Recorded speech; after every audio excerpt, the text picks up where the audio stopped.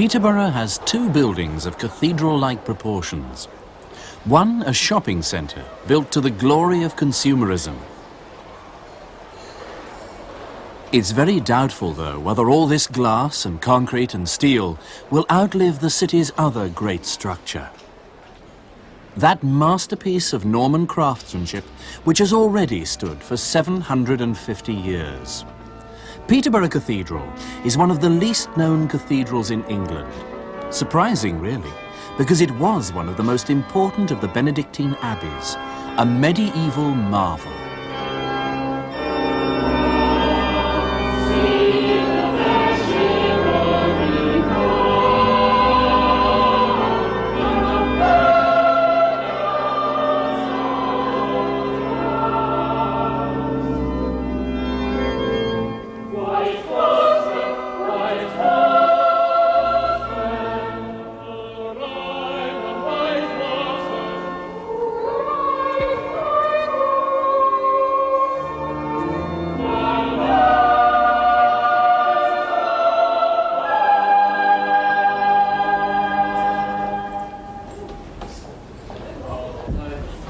Welcome to the cathedral. I hope you'll have a very nice visit and you'll find it interesting. We do get so many visitors. They come in the cathedral. They don't expect there to be a service on because they want to look round the building. Reminding me of the day when I had a dear old soul. He says to me, "Well, don't you think it's a bit of a pity that you've got a service on just when we want to walk round?" I said, "Well, give and take 800 years, there's been a service on here every day." And I said, "Don't you think it's a bit of a pity that your coach driver just decided to come here at this time when there was a service on?" "Ah," he said, "maybe you're right. Oh, we'll come back. We'll go and have a cup of tea and come back."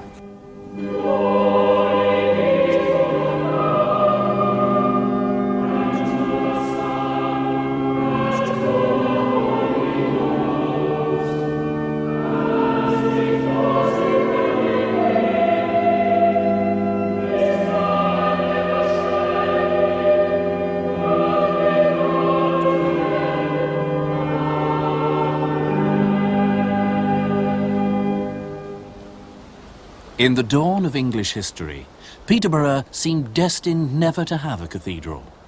This was the third attempt by abbots and monks to establish a religious and political stronghold in this corner of Fenland.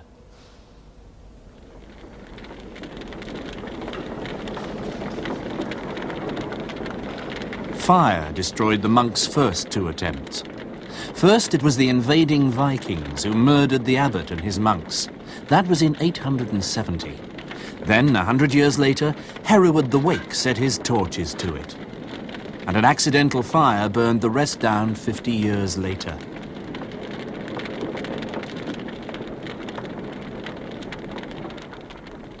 A chronicler of the day, Hugh Candidas, reported that the flames raged for over a week. Almost before the embers were out, building began again. Generations of stonemasons and carpenters took a century to complete it.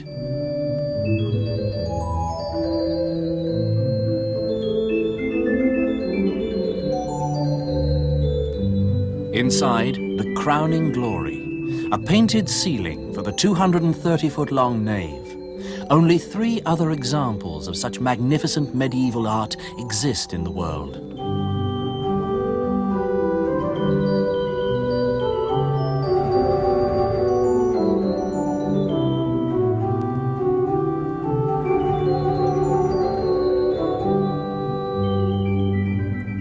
Being of monastic origins, it's surprising really that it's still around today. When Henry VIII was busy dissolving all the monasteries, somehow Peterborough was left off his shopping list. It could have had something to do with the fact that his first wife, Catherine of Aragon, was buried here, though some historians don't believe King Henry was that sentimental about his wives. More likely, it's thought, the abbot had friends at court, And it was they who persuaded the king to make Peterborough's monastic church into one of his new generation of cathedrals.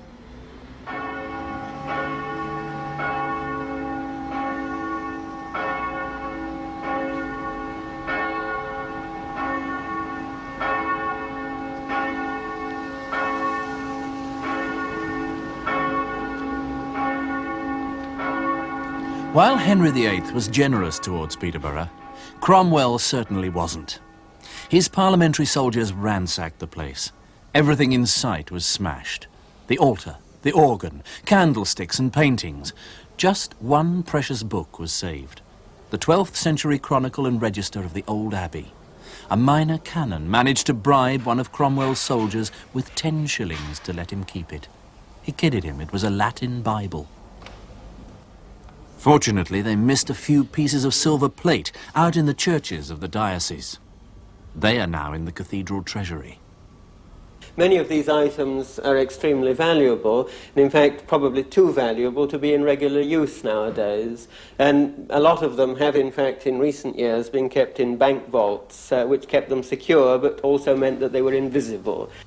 Here is the very oldest piece that we have, which comes from Preston in Rutland, and it's the only piece of pre-Reformation plate in the treasury.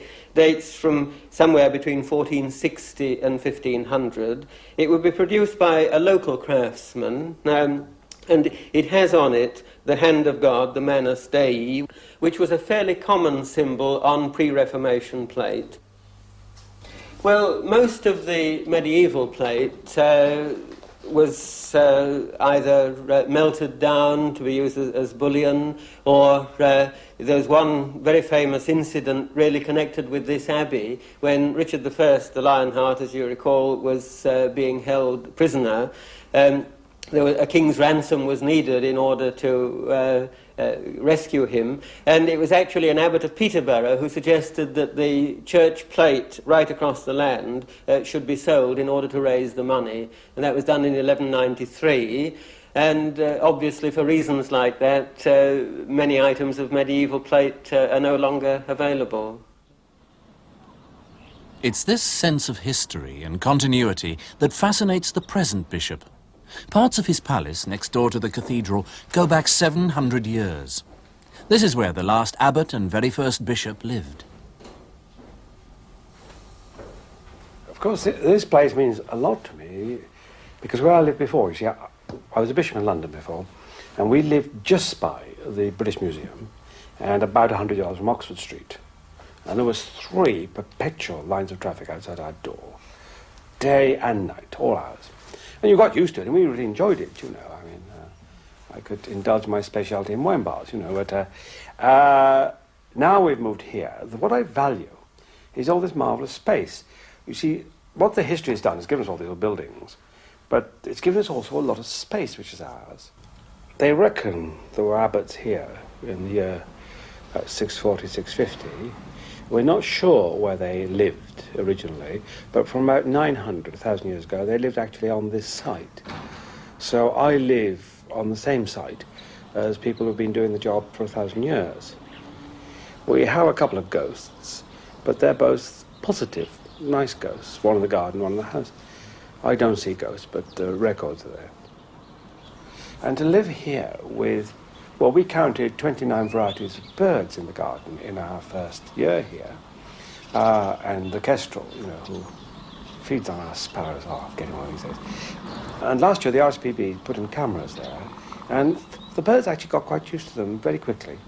And there were some wonderful shots you could see in the cathedral of them feeding their young. It was the 8th year they'd nested in a water drain high up in the southwest tower. By mid-May, the fledgling kestrels were 3 weeks old and giving their young wings a shower in the rain, a rare sight. Within a few more days, they could make their first flight.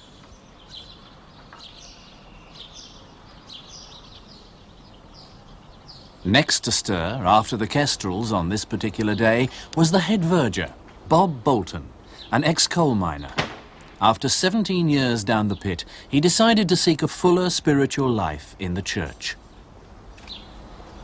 The average day begins at 6:45, and you open the Norman gates in the precincts, giving the public access to the precincts. It's like opening up the gates to an oasis.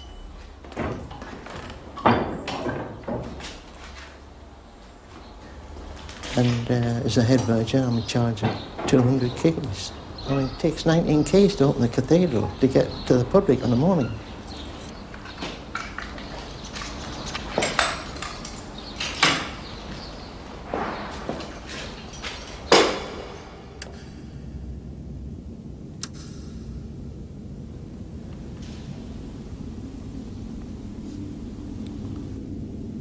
Of the 3 clergy on duty for this 7:30 matins was the Archdeacon, one of the 2 resident canons, and the Dean.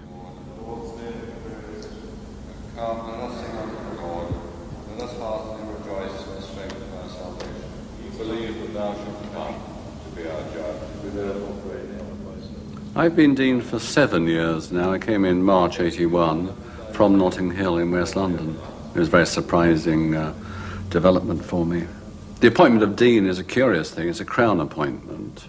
So all that happened was that I had a little envelope dropped through my letterbox which said, I have in mind a change of work for you. I will either come to Notting Hill or you can come to the office. Well, since the office was number 10 Downing Street, I couldn't resist going. So I went to see the Prime Minister's appointment secretary. And he said, I was just wondering whether you think about going to Peterborough as Dean. So I was fairly shattered by that, and came to see Peterborough Cathedral and had no hesitation that this is something I'd like to do.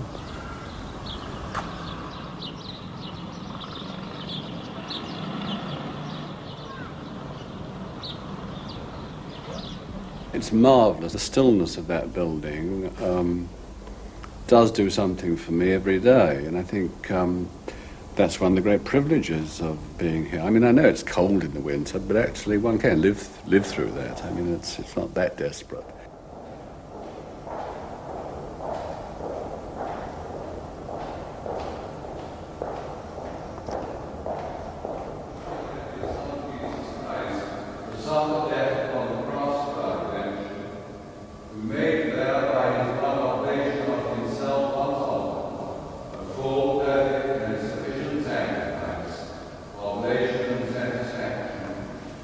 It is amazing that some people do have this idea that the clergy only work on Sundays, and yet I find Sunday probably the most relaxing day, because on Sundays it's very, very rare that we have meetings. And meetings of an administrative nature occupy a good deal of a dean's time, because you really can't afford to be inefficient about running a place of this importance. There's just 1 or 2 things I want to bring you up to date on that have been taking place. Fine. First one refers to the development of Long Causeway, 37 to 39 Long Causeway. Oh yes, is that affecting head verger's house? Yeah. Yeah. We've now reached agreement, I think, with our own architects and the developers' architects about the wall. I suppose because it's a small community, some very trivial things can be built up. I mean, we really can make mountains out of molehills very easily in a place like this. I think we spend weeks seeing whether we could get any consensus about the kind of chair we would have in the cathedral. But I think the consensus took about 3 years to get on the kind of chair that would be suitable, and terribly important to try and keep the perspective right. Not easy always.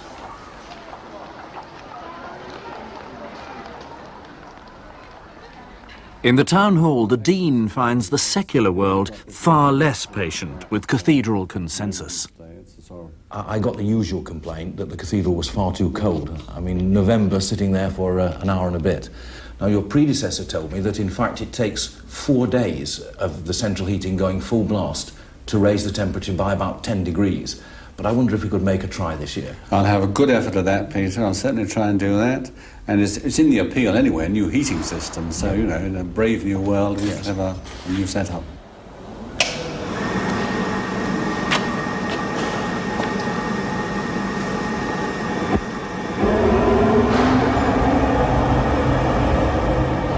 Replacing the Victorian gurney heating machine is just one of a long list of repairs and replacements at present concentrating the mind and prayers of the cathedral's management. For such a great age, the old cathedral's main structure is in amazingly good shape, thanks mainly to past restoration, but wind and weather and air pollution have taken their toll. Plaster is falling from the vaulting, and emergency repairs are needed in the cloisters.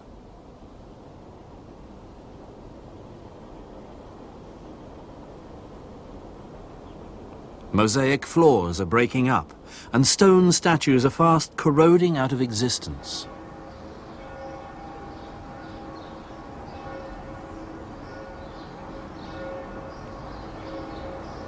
At the last count, 60 windows needed help.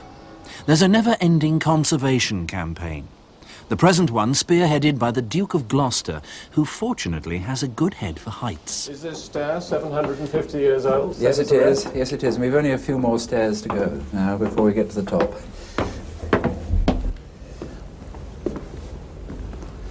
It's a wonderful view, isn't it? Just as well you put these railings in. Yes, there weren't rails here when I was appointed, but we felt it was so dangerous that we ought to have some.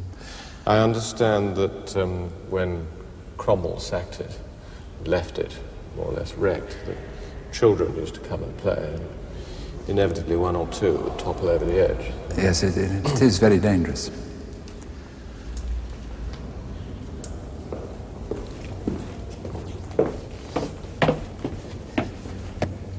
And now we can see some repairs which we're actually doing,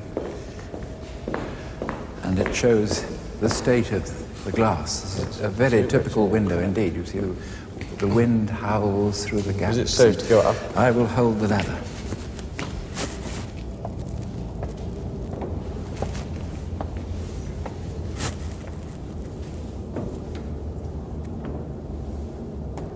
Now you can see how the canes have buckled, the glass itself is broken, and the joints admit cold air and are rotten. What has the lead done? Has it sort of flowed down? Well, it's so old that it's lost its essence, as it were, and become very brittle and crystalline. And So really you ought to take the whole thing away? the whole thing is being taken away to the glaziers' workshops and will be re-leaded, the glass cleaned, and then put back with new bars to support it.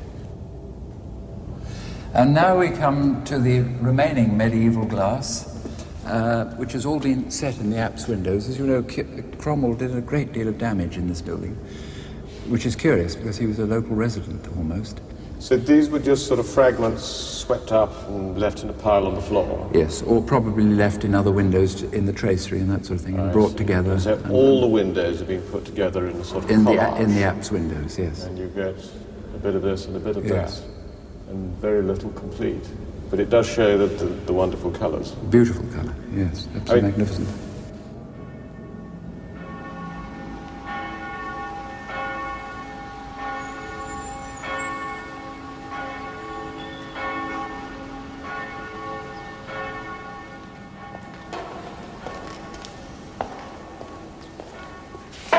For Bob Bolton, cathedral life must go on. His problems are stage managing the cathedral's heavy schedule of services and ceremonies, concerts and confirmations.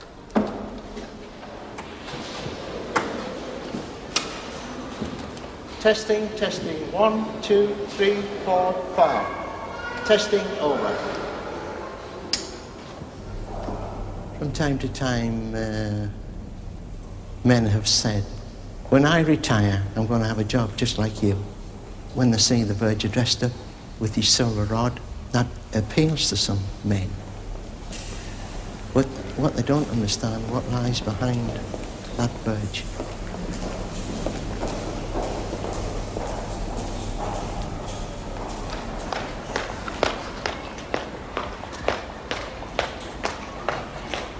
Dealing with the suffering of people who make their way into the cathedral from the cities outside is all part of a verger's day. But drug addicts and drunks don't all suffer in silent prayer. This one was blaming his condition on Jesus. Bob remembers others. The other day, we had an alcoholic at the high altar, and he was pouring his heart out to God, and then he broke down and cried. So I let him cry. And then when I thought he cried long enough, I put my hand on his head and I asked him his name. His name, his Christian name, was Jim. And I said to Jim, Jim, stand up and look at me man to man. Which he did do. And then I said to him, would you like a cup of coffee and something to eat? He said, I would love that. This man, I know, must have had a decent upbringing, because the next day he came back to the cathedral and started to play the piano. So he must have had some training. And so I said to him, I would like to know your life's history, Jim. But he never spoke. He just kept quiet and went on his way.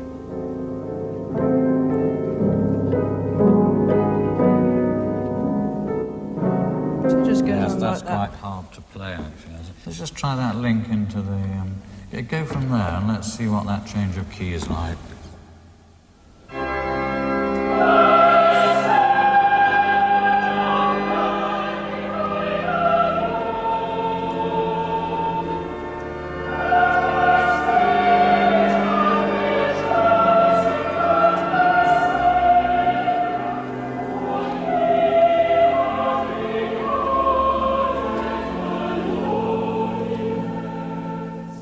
To think how many Magnificats I've directed during the course of my career in cathedrals. But the hardest thing to do is to, if you like, motivate the members of the choir to always see what you're doing as something new and fresh. I think people find it hard to believe that you can spend your time organising music in the cathedral and music around the diocese and wonder what on earth you do the majority of the day. When Catherine was born and I registered her birth and I told the registrar what my job was, he then followed that by saying, well, what's your proper job?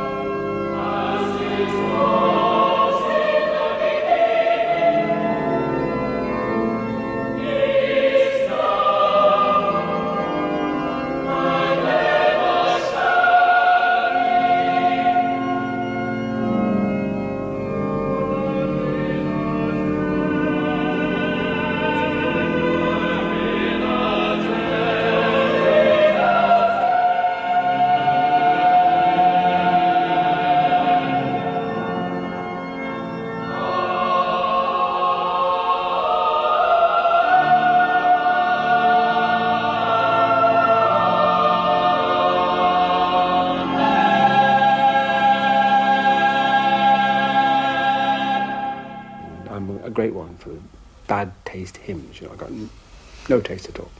And I like them, the louder the better, where they all sway, and I like them dancing. I got the Dean swaying, you must ask about it. But I think it's very important to use the cathedral for the occasion.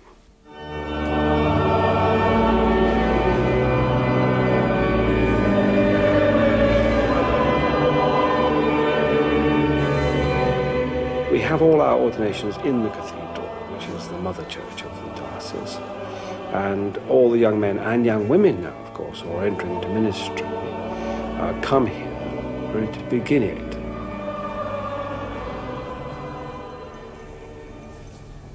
It's a very emotive moment for them, because you see a lot of them have been thinking about this for years. And so it sums up a lot of their hopes, because this is the key. You see, whatever you believe about it, once you put this collar on, you are in a different relationship with people.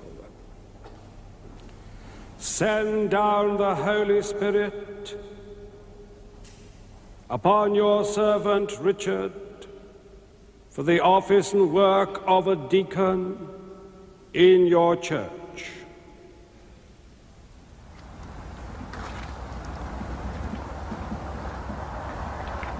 And even a dean needs time to relax, to switch the cloth for a pair of shorts.